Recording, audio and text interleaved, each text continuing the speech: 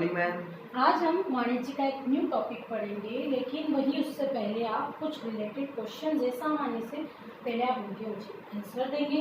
Answer आप group में नहीं देंगे, जिस बच्चे को आता है वो अपना हाथ खड़ा करेगा और जिसे मैं बोलूँगी वही आंसर देगा। क्लियर है?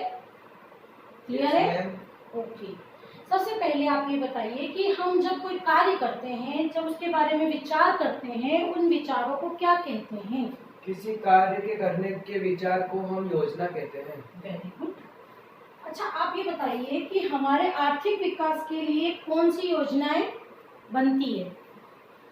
हमारे आर्थिक विकास के लिए सरकारी योजनाएं बनती है। Very good. जो सरकारी योजनाएं बनाई जाती है उसको हम क्या कहते हैं?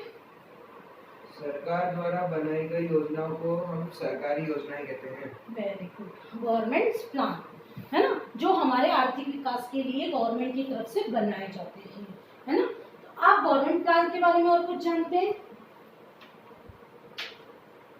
नहीं जानते।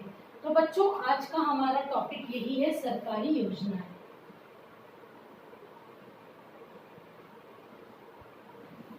तो बच्चों, सबसे पहले सरकारी योजनाओं को समझने के लिए आप अपनी बुक का पेज नंबर 120 निकालिए और उसे 120 से लेके 122 तक आप अच्छे से पढ़ेंगे। उसमें कुछ कठिन शब्द हैं, डार्क अक्षरों में कुछ अक्षर हैं, जो मुख्य बिंदु हैं, तथ्य हैं, आप उन्हें अच्छे से पढ़ेंगे और जो शब्द आपको समझ में नहीं आ रहे हैं आप उन्हें अपनी नोटबुक में लिखेंगे। क्लियर है? Yes ma'am. क्या करेंगे आप? अपनी नोटबुक में लिखेंगे। लिखिए आप जल्दी से। बच्चों, लिखिए आपने कठिन शब्द। Yes ma'am. एक बच्चा मुझे बोल के बताइए क्या शब्द लिखे आपने? संप्रमुखता, प्रायोजन, वित्त, बहुउद्देशिक, समृद्धि, साख, कार्यान्वित, बेहतर और स्थानांतरित। वेरी गुड, ठीक है। तो आपने जो शब्द लिखे हैं अब मैं उन्हें आपको समझाऊंगी। तो जो बच्चों आपने वर्ड्स निकाले हैं मैं उन्हें आपको एक्सप्लेन करूंगी। सबसे फर्स्ट वर्ड आपने बोला है संप्रभुता।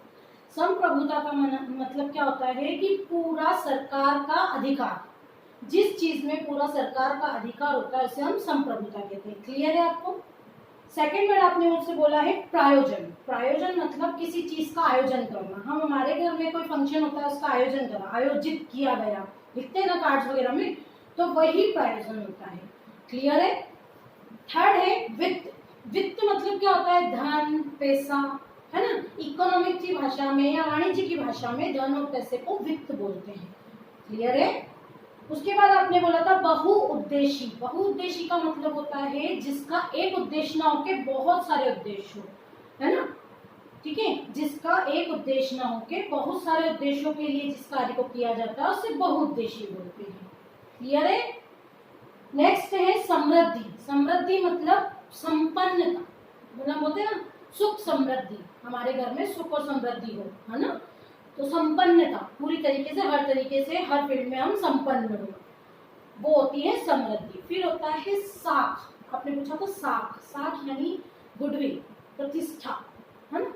हम बोलते हैं ना हमारी इतनी मार्केट में प्रतिष्ठा है, हमारा इतना मान सम्मान है, ये होती है आपकी साख। वाणिज्य की भाषा में उस जो मान सम्मान है, जो आपकी प्रतिष्ठा है, उसको साख बोला जाता है। क्लियर है? फिर आपने पूछा है कार्यान्वित। कार्यान्वित मतलब जिस कार्य को किया जा रहा है, जो वर्किंग में है, या जो कार्य हमने शुरू किया है और जो चल रहा है ना, कंटिन्यू में है, उसे हम कार्यान्वित बोलेंगे, जो कार्य हो रहा है ना। नेक्स्ट आपने बोला था बेहतर। बेहतर मतलब अधिक और अच्छा। हम बोलते हैं ना बेहतर परिणाम है, मतलब बहुत अच्छा परिणाम है।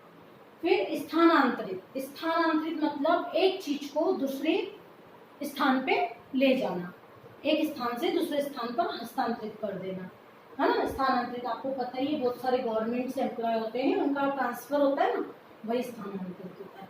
ठीक है, समझ में आए आपको ये वर्ड्स? Yes ma'am. अब आपको क्या करना है कि आपने जो वर्ड्स लिखे हैं आप उन्हें क्वेश्चंस में लिखेंगे। आप लिखिए अपनी कॉपी में जल्दी से क्वेश्चंस के रूप में। ठीक है, लिखे आपने? Yes ma'am. तो आप एक बच्चा मुझे खड़े होके बताइए क्या क्वेश्चंस लिखे आपने। हाँ आप होइए। प्रश्न 1, संप्रभुता का क्या अर्थ है? प्रश्न 2, प्रायोजन का क्या अभिप्राय है? प्रश्न 3, वित्त का अर्थ क्या होता है? प्रश्न 4, बहुउद्देशीय शब्द का तात्पर्य क्या है? प्रश्न 5, समृद्धि शब्द से आप क्या समझते हैं? प्रश्न 6, सात का क्या अर्थ है?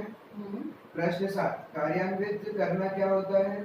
प्रश्न 8, बेहतर का क्या अर्थ होता है? प्रश्न 9, स्थानांतरित शब्द से क्या तात्पर्य है? वेरी गुड, आपने बहुत अच्छे क्वेश्चंस बनाए हैं। अब आपको क्या करना है कि आप 4-4 के ग्रुप में डिवाइड हो जाइए और जो आपने मुख्य बिंदु बनाए, जो प्रश्न बनाए हैं, जो आपने कठिन शब्द निकाले हैं, आप उसमें ग्रुप डिस्कशन करेंगे और जो परिभाषाएं, तथ्य वगैरह दे रखे हैं आप उन्हें लर्न करेंगे। करिए जल्दी से।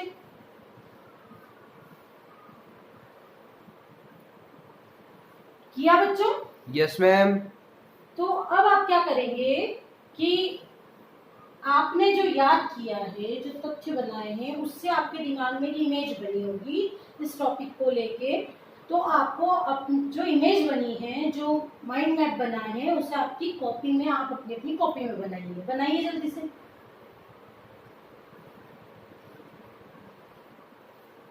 बनाया बच्चों? Yes ma'am. अब आप आपस में दो बच्चों का एक ग्रुप बना लो और आप आपस में उस माइंड मैप को डिस्कस करो। फिर उसके बाद मैं आपको अपना माइंड मैप बना के बताऊंगी और माइंड मैप को समझाऊंगी। बनाइए आप जल्दी से, डिस्कस करिए। हाँ, शोर नहीं करना है, साइलेंटली कहीं करो। किया आपने? Yes ma'am. अब आप इस माइंड मैप की तरफ देखिए जो मैं बना रही हूँ।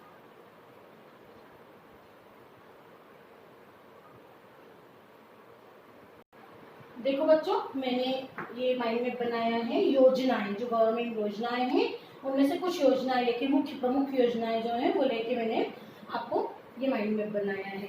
सबसे फर्स्ट आपकी है इसमें सुकन्या योजना, जो एक बेटियों के लिए बनाई गई है। 0 से लेके 10 वर्ष तक की कन्याओं का इसमें खाता खुलवा सकते हैं और 250 रुपए से लेके इसमें 1 लाख तक का इन्वेस्टमेंट हम कर सकते हैं। क्लियर है? नेक्स्ट इसमें है मुद्रा योजना। मुद्रा योजना क्या है बेटा? छोटे छोटे व्यवसाय करने के लिए बहुत लोगों को पैसों की प्रॉब्लम होती है। उस प्रॉब्लम को दूर करने के लिए ये योजना बनाई गई है, जिसमें 10,000 से लेके 5 लाख तक का रुपए का लोन गवर्नमेंट आपको दे रही है कुछ भी बिजनेस करने के लिए। क्लियर है? Yes ma'am. फिर उज्ज्वला योजना। तो बेटा देखो, उज्ज्वला योजना है सबसे बड़ी योजना है। अभी गांव गांव में गवर्नमेंट ने गैस, मतलब हमारी सिलेंडर को सप्लाई किया, एलपीजी को सप्लाई किया है। वो उज्ज्वला योजना के तहत गांव वाले बेचारे ले नहीं पाते थे, बहुत सारी गरीबी रेखा के अंतर्गत जो आते हैं उन्हें फ्री में गैस का चूल्हा, टंकी, कनेक्शन सब दिया है। तो ये उज्ज्वला योजना का ही परिणाम है। क्लियर है?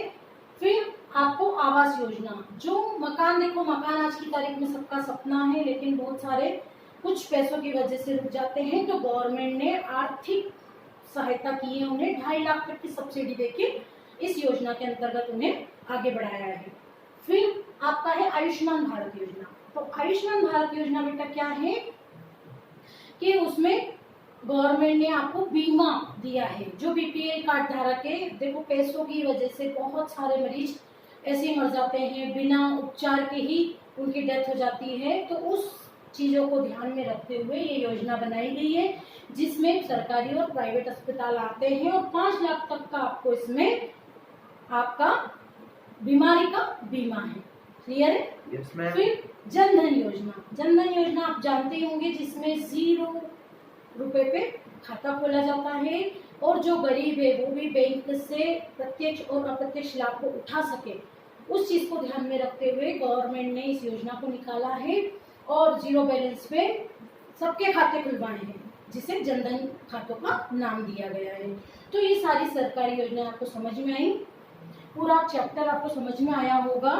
अब आपको क्या करना है, मैं कुछ क्वेश्चंस दे रही हूँ आपको, उसकी कॉपी में आंसर लिखने हैं। जो आंसर आपको नहीं आते हैं मैं आप उन्हें फिर से आपको रिपीट करूंगी। तो आप सबसे फर्स्ट क्वेश्चन लिखिए कि किसके द्वारा बालिकाओं के भविष्य को सुरक्षित किया जाता है।